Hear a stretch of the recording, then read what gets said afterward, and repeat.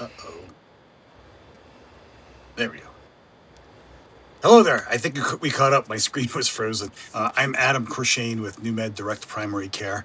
This podcast series that we're doing every month, I was just explaining to Dana that we've tried to invite people that are, first of all, really cool and that are doing good things for the community. So it's not a high sales pitch or anything like that. It's people of all different walks of life that all coincide in being good people, trying to make things a little bit better.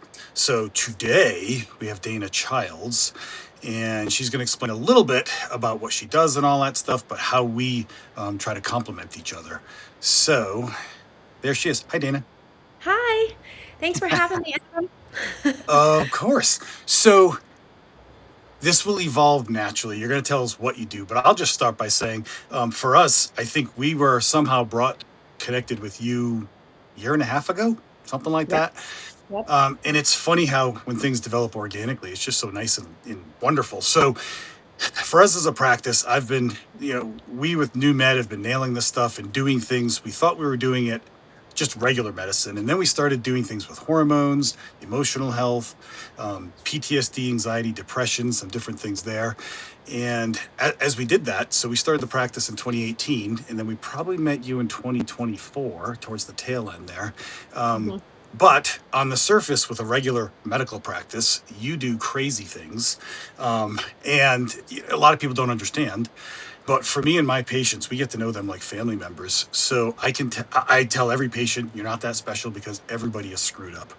And there's so many broken people. My daughter said, "Hey, I'm not broken." I said, "Yeah, we all are. We're all kind of muddling around and doing these weird things." And we're actually watching the Dinosaurs series on Netflix with Morgan Freeman. And it's amazing how they're like, in 25 million years later, like humans we haven't been around that long. So, maybe we're not so big and important. And maybe when your car breaks down, it's not the end of the world. So what do you do, Dana? Why should you and I be buddies and doing things? Well, because we're really not separate, right? We're just having a conscious experience in this one little body, but really we're all connected. There's no separation. I mean, if you look at, like, let's say the wisdom of the mushroom, with the way it grows and the mycelium underneath, and everything's all Mhm. connected. That's one of the oldest living things on the planet. That absolutely shows us that everything's all connected. The way the trees kind of feed each other, they root down.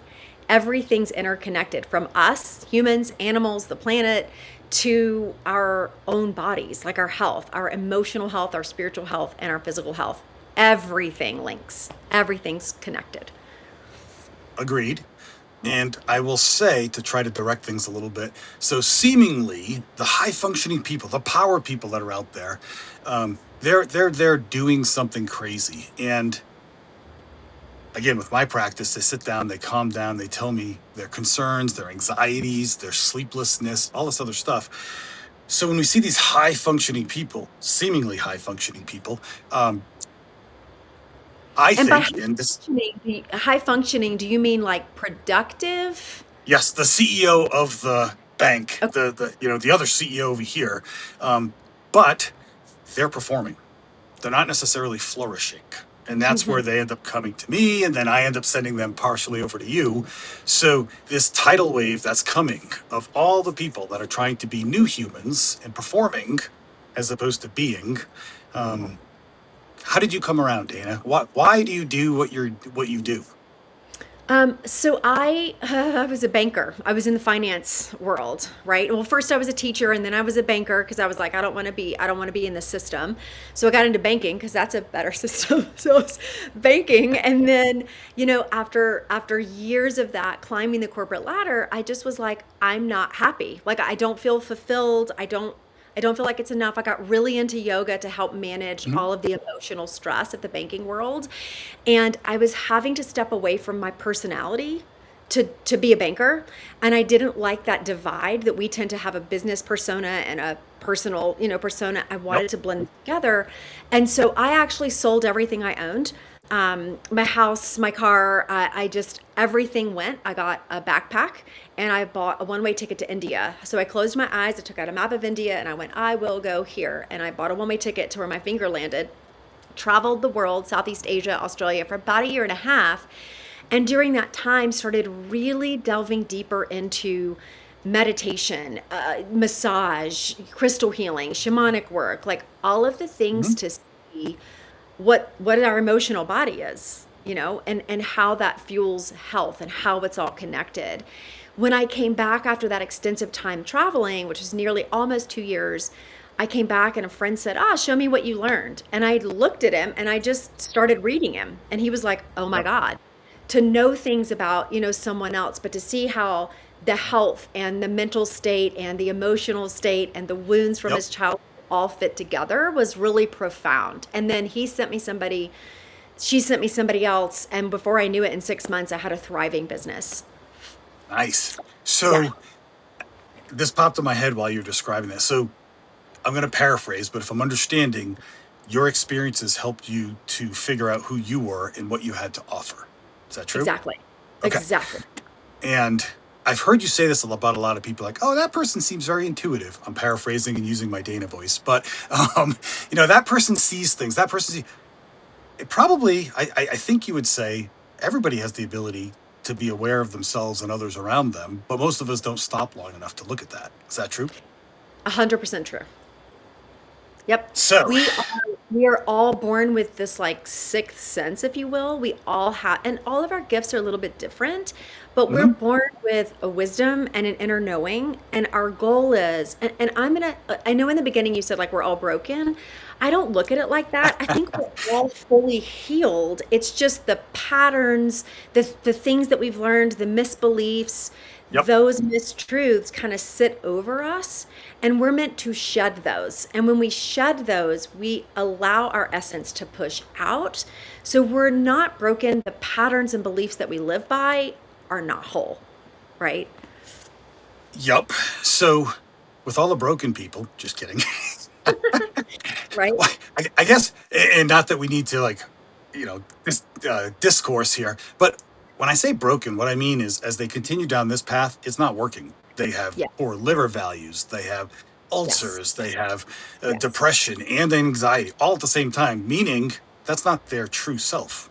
Because, and I Right. tell them and sometimes we say the inner child, but I always say the 3-year-old in you.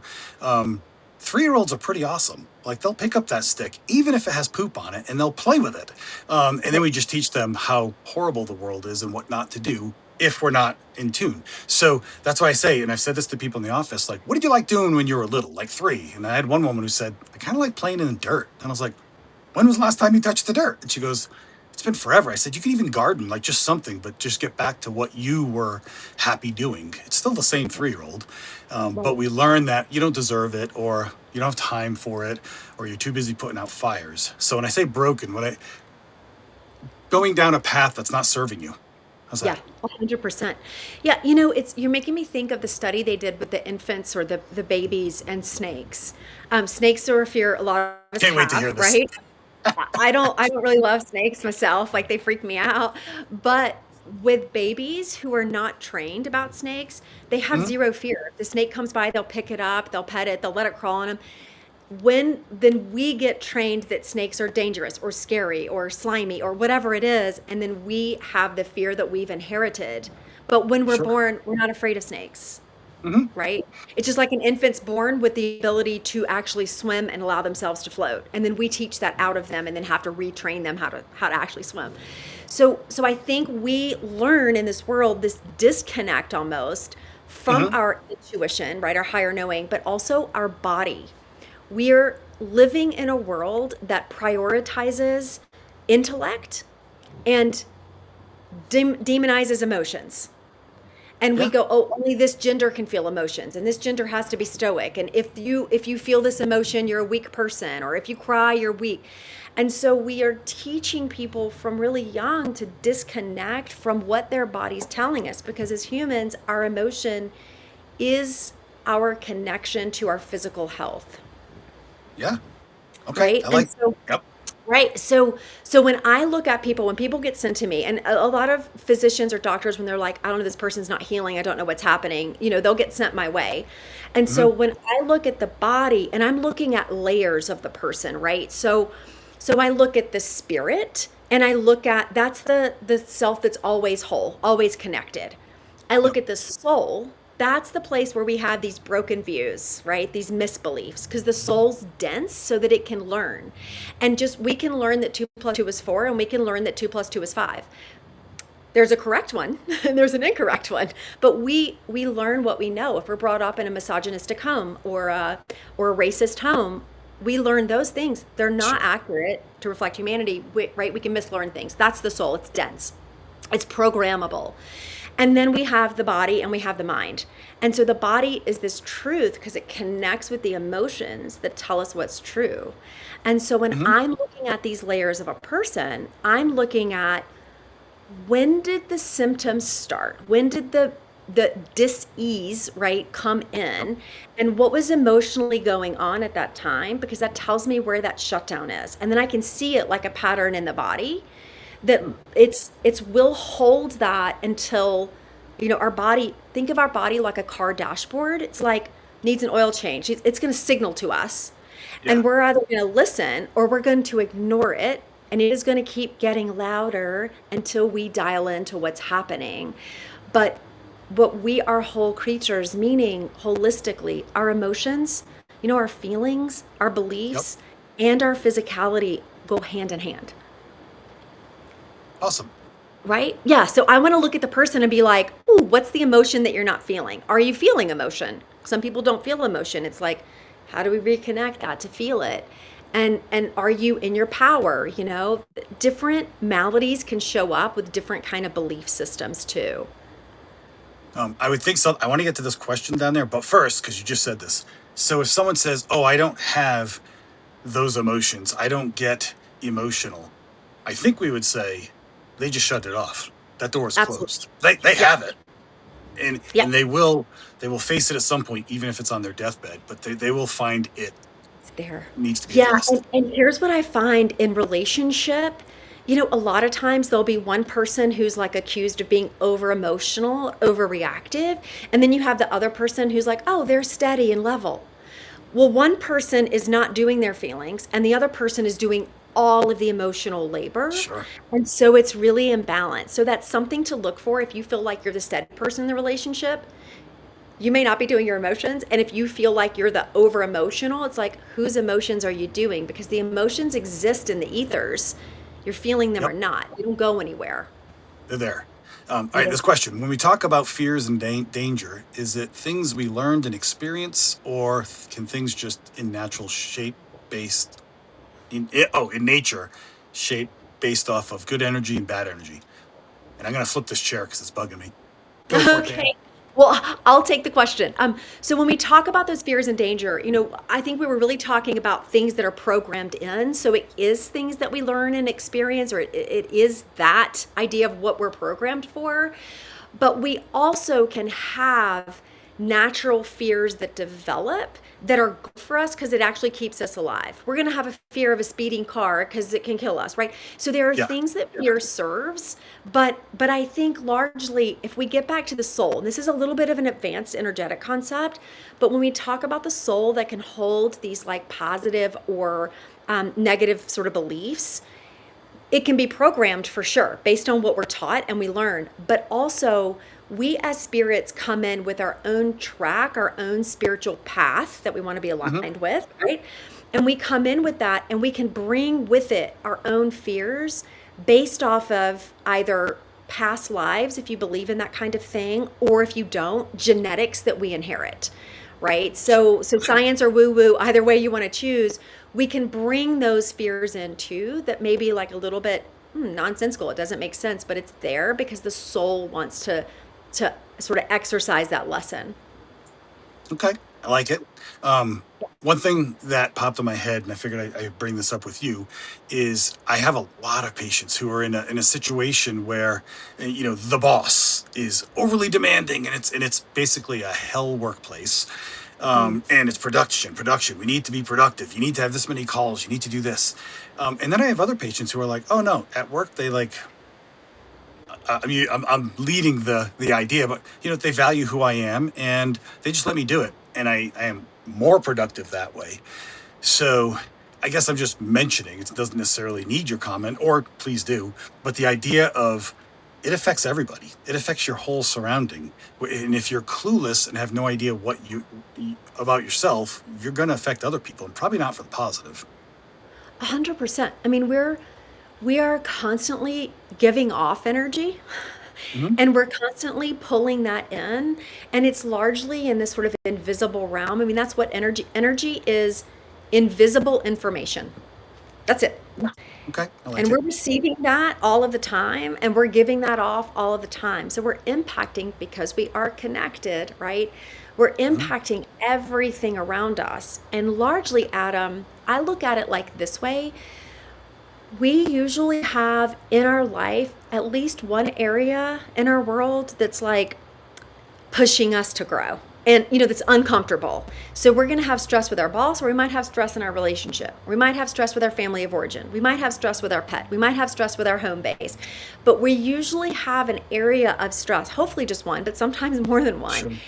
And the patterns, if people start to look at them, the patterns of stress with your boss, it's like, which parent is that? Which caregiver is that? If I'm having stress with Yep. my partner, which parent is that? What old Sure. friend is that? What old wound? Because we're all acting from these old wounded places that are invisible. Yeah, I and like and that. we're being pushed to look at them because our system, it just like our physical system, our emotional system, our energy system is designed to heal all of the time. It's like, what can I do better? How can I be more aware of who I am, which is to be aware of what our fears are, what our programs are, what our misbeliefs are, what our wounds are, right? So I I'm gonna be the in between, because some people in my medical circles will be like, oh, some of this stuff's weird, whatever. It's funny. I just remember this from about 15 years ago. I was working in a nursing home next to a psychologist named Jack, and this woman was totally demented. It was the Alzheimer's unit, but she just kept muttering like 10, 10, 10 three times over and over for hours. And at some point, I was like, oh, I don't think I can take it anymore. And then Jack over there says, oh, what is it that bothers you about it, Adam? And I said, well, it's just so annoying. And he said, but what is it within you that's bothering you? And I was like, oh, shut up, Jack. And we were joking. But years later, I was like, oh my God, it's actually kind of true. So if you see something out there that's bugging the heck out of you, you could pause for a minute and look inside and say, maybe because I'm trying to be efficient and saying 10, 10, 10 for 2 hours is not efficient. And I don't know what to do about it. So it's the fear kind of comes up, and fear triggers anger. Yeah. I Yeah. wasn't really angry, but yeah. But yeah, it's funny that you bring up anger. A lot of things can trigger anger. Anger tends to be painted in our patriarchal society as a safe emotion. And so when we're feeling hurt, afraid, rejected, disappointed, sad, we learn to overlay fear on top of that because fear immediately gives us boundaries. If you see an Mhm. angry person on the street, you're not going to run up and ask them if they're okay. You're going to be like, ugh, I'm taking my space, right? Fear immediately inputs boundaries. Whereas we kind of demonize those softer, more delicate, tender Mhm. emotions because we don't we didn't learn a lot of times how to hold those or how to have those in a safe space. And so we go to anger, which keeps us safe, which then creates disconnection, actually, which is the opposite of what we're really after. Yep. And I see this within families. Kids, when they're 2 years old, it's hard, but it's easy, meaning they Yeah. just do what you tell them to do in a way. But when they become 20 or 15 or 12 or whatever it is, um, some people have a lot of distance between them, and that's the biggest fear, I think, for most parents is, or siblings or parents or whatever it is like, we don't want distance, but a lot of people end up putting up the walls and saying, yeah, no, I just don't deal with my family anymore. Yeah, because they don't know how, and I'm not saying sometimes it's not appropriate, right? Sometimes it's really Of course. appropriate, but we don't learn how to carry those heavier, more challenging, difficult, Yeah. uncomfortable emotions. And so we just distance ourselves, which will create physical misalignment in the body because we're not designed to live like that, right? Yeah. Yeah. So I think anytime we disown some powerful emotional part of ourselves, our body will speak up. So Yeah, I love it. And I think you've heard me say this a lot because we interact and stuff, but I talk about 5 pillars. So the first three will be easy. That's on my end. And that's nutrition, not easy, hard, but nutrition, physical Very hard. activity, sleep and rest. Okay. And now we're getting closer to you, stress management. And then the fifth one I say is sense of purpose, your people and relationships. And I tell people all the time in the office, the hardest one to figure out is food because we don't have our ancestral knowledge of what the heck to eat. And then probably the most important is your sense of purpose, your people. Yeah. So, so when people are finding that they're seeing, so first of all, they go into a regular primary care who just says, nope, you're fine, everything's okay. So that it sometimes is easy because you feel like, first of all, well, geez, I must be crazy. It's in my head. But if you feel like something's not right, then you should probably talk to somebody else. But then people that see me in the office, we talk about this stuff all the time this is regular primary care for me. And I always tell people, I'm not a Dana. I have resources for that sort of stuff, but I do talk to people a lot because we should, right? Get to know each other Yeah. and just have conversations. So I've sent you several people. Yes. And a lot of people I find, and I'm doing all the talking here, but I find a lot of people still aren't ready. So they'll be like, well, I talked to Dana, sounds great, but whatever, excuse, excuse, excuse. And then I just sent somebody to you the other day and he messaged me this morning and said, oh my God, I'm so excited. And I was like, yay, because he's a rock star. He's an amazing person, big guy in the community, but he feels like something's off. Yeah. And he's come to some amazing awarenesses. But I guess what I'm getting at, Dana, is so then fine, I send them to go reach out to Dana. I think you have a once a month kind of a question and answer, what do you call it? Hmm. Class. Um, Yeah. Q&A. okay, so why would people go over to you? I just said, but why do you find that they stumble over to you Yeah, finally? people tend to stumble into me when they have a health issue they just can't resolve, right? Because Hmm. it's underneath. It's got a spiritual, emotional piece they can't find, Hmm. or they feel disconnected. And I'm going to use the word depressed, like they just feel disconnected from everything around them, or their life and their relationships just aren't working.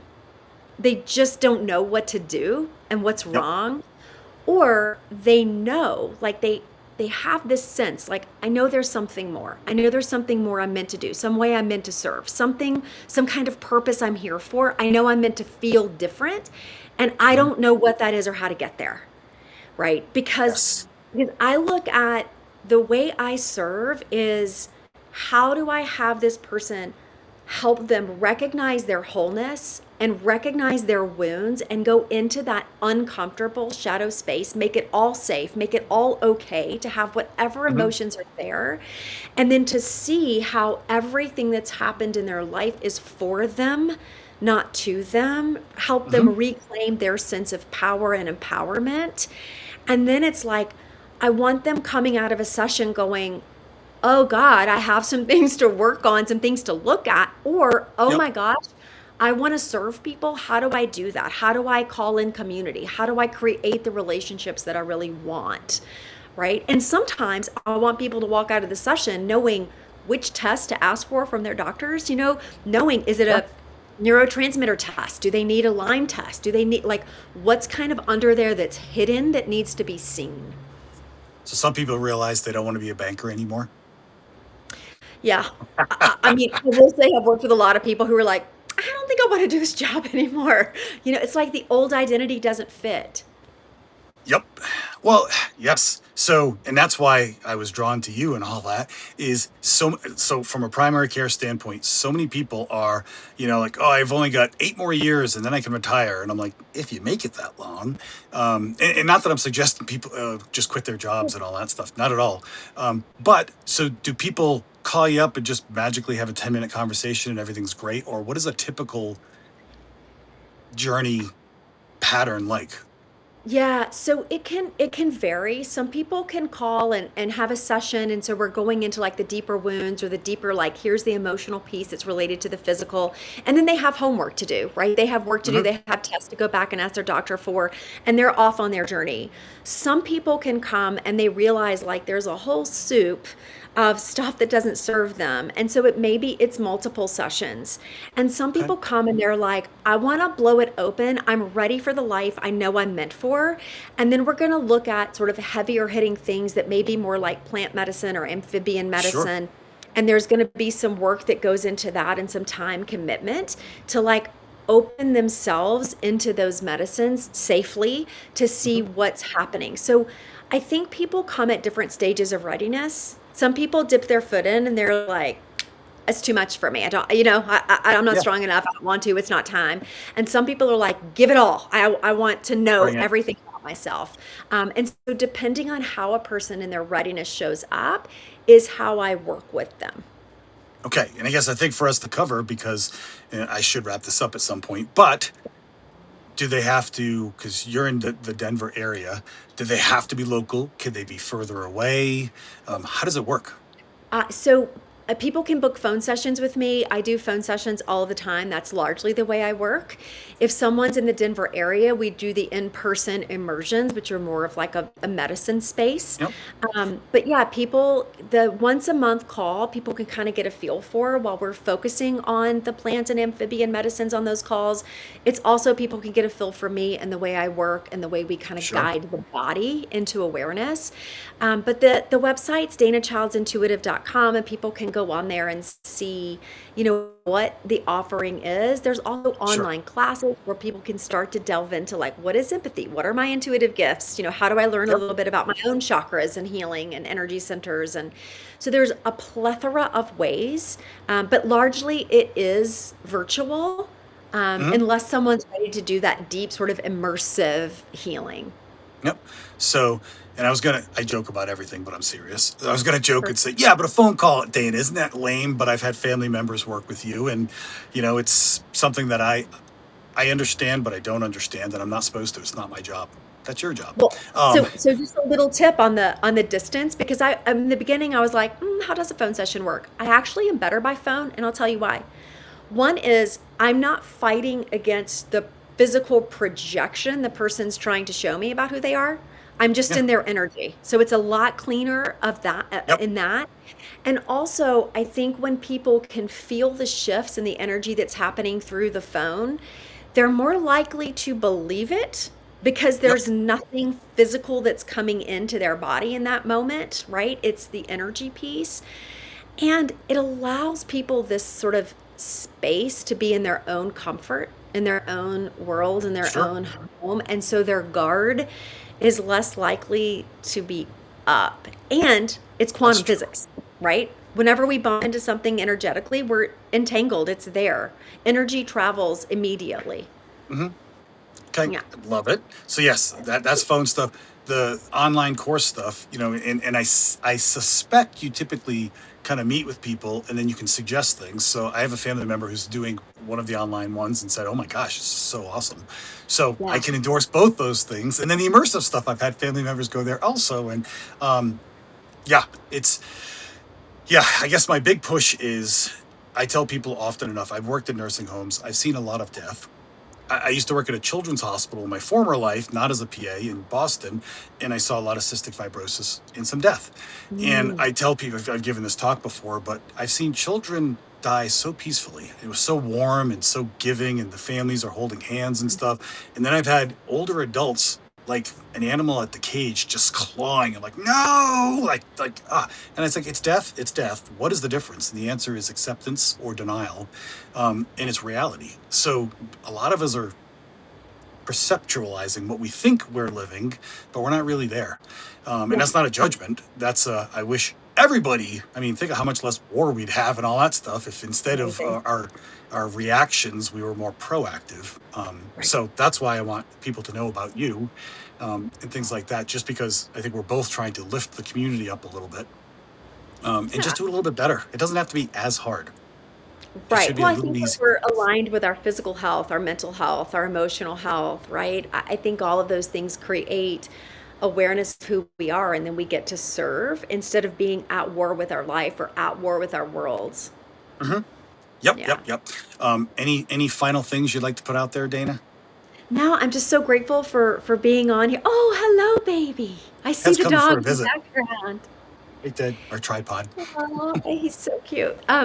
No, I just am so grateful for being here and you having me and having this working relationship where we're watching people sort of heal in their wholeness too. That's the fun stuff, right? Yeah, Yep. totally. Hey, Ted. All right, guys. Well, until next time, we're going to have someone on again next month. But thanks, Dana, for taking the time. Thank you. See you guys. Bye.